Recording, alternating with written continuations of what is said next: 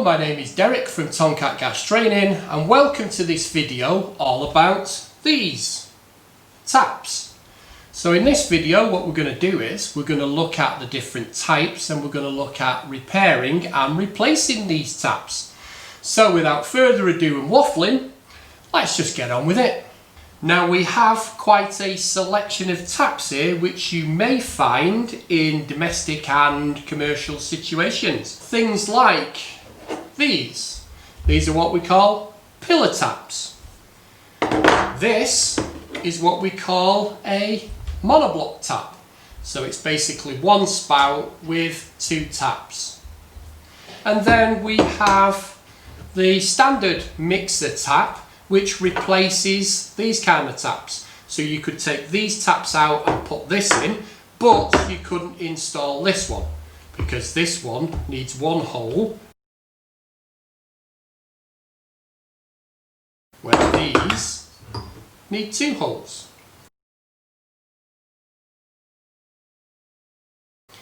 So they're the different types of taps we can get. So let's have a look at them a bit more closely. So first of all, we've got the pillar taps.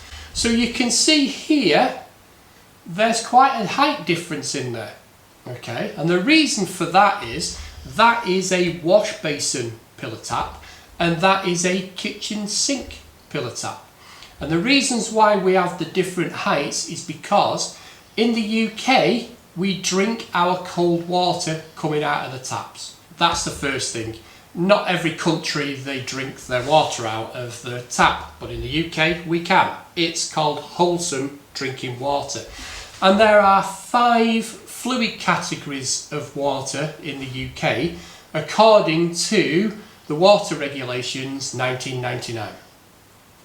It says fluid category 1 water is wholesome drinking water and fluid category 5 water can kill you. So there's not many categories, is there? Bearing in mind that drinking tea, coffee, Vimto, orange juice, something like that where you've added water to it, you've turned fluid category 1 wholesome water into fluid category 2. So we can actually drink fluid category 1 and 2 water, but fluid category 5 could kill us. So the reason why we have these taps is because of these fluid categories and they need what is called an air gap. So you can see from here, that was where it would sit on the top of the wash basin, and the air gap is from the spillover level of the basin to the bottom of the tap. Okay, so we have AUK air gaps for taps. So this one is an AUK air gap 2 and this one is an AUK air gap 3. And the reasons why we have them is because this one could have up to fluid category 3 water in there and this one could have up to fluid category 5 water. So in your kitchen sink, if you've washed a chicken, you've automatically turned your sink into fluid category 5. Okay, so that's the difference. And by the way, your toilet bowl is fluid category 5, so stop your dog drinking out your toilet bowl. Okay, so that's why we have the different heights. Kitchen sink, wash basin. Never put a wash basin tap on a kitchen sink. You will be breaking the water regulations. Now, inside these taps, what make them work are washers or ceramic discs or a ball, basically. So the way we turn these standard pillar taps on and off is, if we're looking at it from the top, if we turn it anti-clockwise, we're opening the tap. If we turn it clockwise, we're closing the tap. And what we're doing with this tap is we're putting a washer onto a seat. Now, there's no need to keep tightening it as tight as you can because that's how you damage the washer. And we'll look at washers more closely in a minute. So the next type we're going to look at is what we call the lever type or the ceramic disc type or the quarter turn tap. So you can see there's a lever here and these are quite common in places like hospitals and schools where they can just turn them with their elbows to close the tap. These are also good for disabled people or the elderly where they struggle by using the hands, so they can open them up there. And you can get a special head for this which will change onto this, but we'll look at that more closely. So the mechanisms inside these taps, we could have what's called the old washer type. Compression washer taps are the oldest mechanisms available for taps, and they always come in the form of the pillar taps. Twisting the handle causes the washer to move up and down on a spindle, which controls how much water flows through the tap. We could have, like we said, the ceramic disc type. The ceramic disc type is a cylinder containing two ceramic discs inside. Each disc has a hole that allows the water to pass through both when they are aligned. Because of its simple on-off method, they won't require much turning to achieve the full rate through the tap. We could have the ball, and the ball would be just one lever where you lift up and down, turn left to right to mix your water from a monoblock tap. The ball type taps contain a hollow ball which when moved controls the water temperature and the power and flow of the water. This allows for the most control over the water flow, but it also the most prone to leaking. We can also have the cartridge type. Now the cartridge type is what you would find normally in what we call a T-bar shower, but you can now find bath taps which have a built-in shower which are thermostatic, because the building regulations document G now says brand new houses have to have blending valves on their bath. At the moment it's to stop the water going over 48 degrees so we don't get burnt. And finally, the cartridge tap.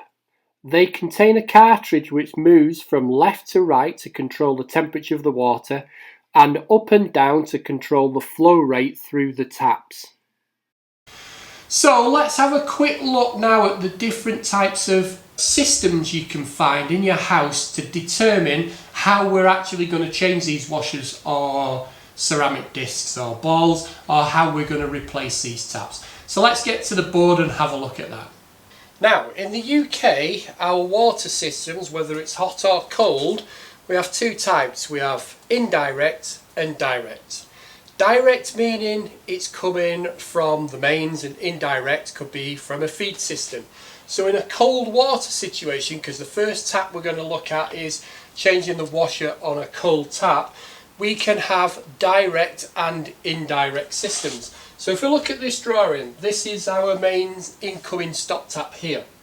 There is a drain just above it because our water regulations say the stop tap must be above the ground and there must be a drain above it at the lowest point to drain the system.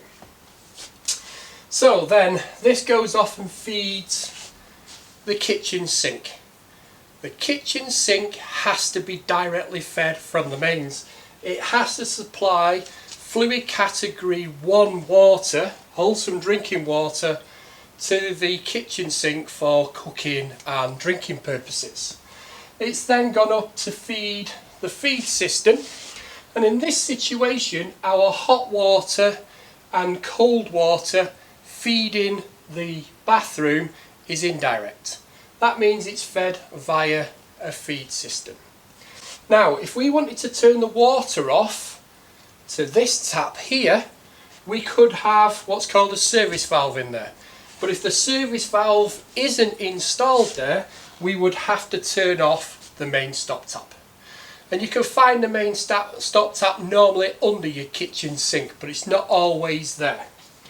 Now, if we wanted to do the tap in the bathroom, the cold tap there's a service valve. But if that service valve isn't fitted, then there has to be a service valve on the feed system.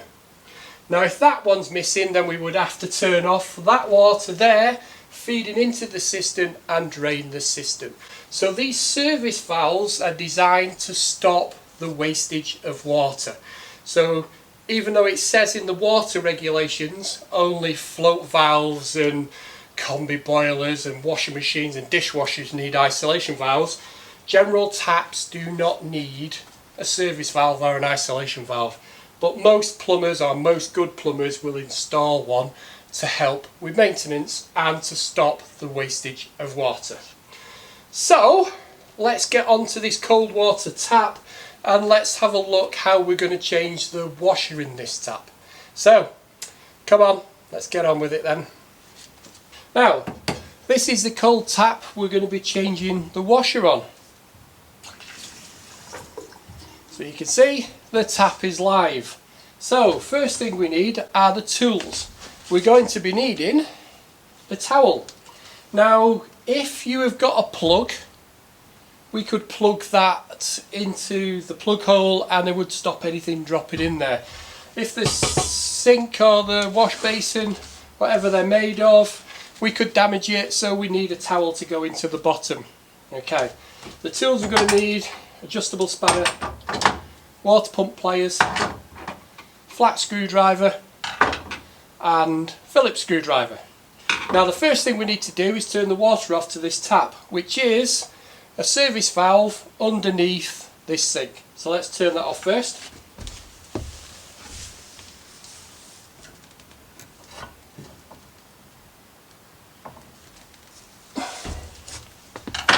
So if I open the tap now, it should stop running, which it has. Well, we've just got a little drip. So we've just got a bit of excess water coming out of there now. So this is the pillar tap, and this has a washer in there which we're going to have a look at. So first thing I need to do is get the towel, and I need to put that into the bottom of the wash basin. So I've got an old towel down there. Now the first thing I need to do is take the head of the tap off. Now this could be acrylic, or in this case it's made of chromed metal. They're still pretty much the same. So we need to get the flat screwdriver and flick the top off like so, without damaging it because it's plastic. We then can use the Phillips screwdriver to take out the screw at the top.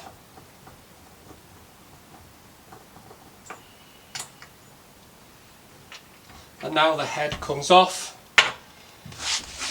exposing the tap gear. So what we need to do now is, there is a hexagon nut here where we can get the adjustable spanner on there and we can undo the head of the tap from the body. Remember, righty-tighty, lefty-loosey still is the same thing for taking this out. Now the other thing we've got to do is, we've got to be able to hold against the tap to be able to undo it. If we don't hold against the tap, then we could spin the tap and undo the connection down below, which is not good. So what we can do is adjust the spanner that way, and I can hold against and I can undo the tap body. Now if you're not strong enough to hold against on the tap without it moving, you could actually use your towel, place it over there, and you could get your grips and you could hold your grips like that and you could undo it that way. Or another way you could do it is you could get a piece of pipe, plastic pipe, something like 32mm waste pipe, slide it over the spout of the tap, which will give you a bigger leverage point. So there's loads of ways of doing it, but you need to make sure you can get this off. So now we've taken this off, we'll have a closer look and see how it's put together and how we would change the washer in there. So this is what the tap head looks like. So first thing, if we wanted to remove the washer, the black thing is the washer, we just need to first undo this Phillips screw. So get the screwdriver in the screw and undo it.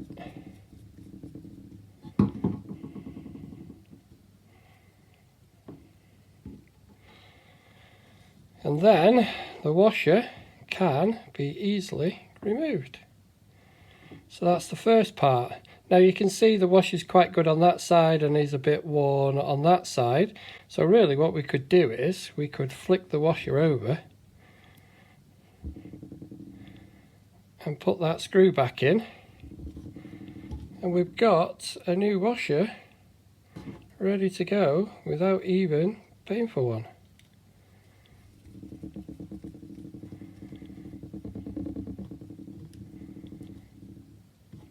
Make sure that's tight as it'll go. And there you can see now we've got a perfectly unmarked washer. So this is where the tap head goes on, which is attached to the spindle, and if I screw it as if I'm screwing it down, because remember we opened it, you can see the jumper, because this part here is called the jumper, will come off. And there is another O-ring there. Now if you've been tightening it down that tight that washer has worn, sometimes what happens is that O-ring gets exposed and you can't screw it back up. So like that. So you can just put a little bit of silicone grease on that O-ring and then it should screw all the way back up. Also on the end here we've got a circlip, and if we can flick that circlip off, the whole spindle will now come apart and you can see there is another O-ring there. So if any of these O-rings, so if you've got water leaking through there, that could mean that O-ring's damaged and you can replace and buy these O-ring kits. And you can see now how it spins around. So we can now put that back in. Get it lined up so it pushes back through, and then we can put the split clip or the circlip back in position, and the tap is now ready and fully working to go back in. Now, very important, before we put the headgear back into the tap body, what we need to do is take our little pinky and we need to put it inside the tap and feel around the seat. So there is a brass seat in there which is very smooth and flat. So the washer can sit flat onto the seat and make it waterproof. So you just put your finger in, and if you feel any scratches or any breaks, then it's going to be replacing the tap, or you can buy a tap reseating tool. Okay, so if you put this back in, you've changed the washer, you put it back in, everything's tickety-boo, but it starts to drip again, then there's every chance you could have a damaged seat. So it might just be not the washer, it could be the seat of the tap. So assembling it is just in reverse order. And again we need to hold against while we tighten up.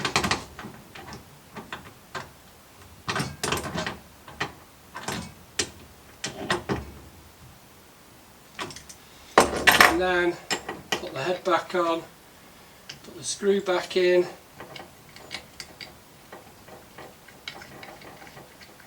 go and get the Phillips screwdriver from over there.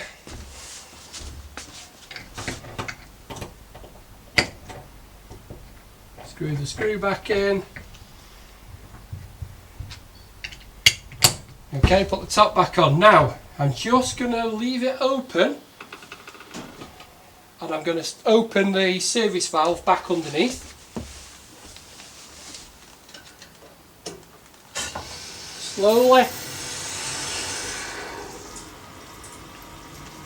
And what that will do is, if there's any debris left in the tap, it will remove that debris.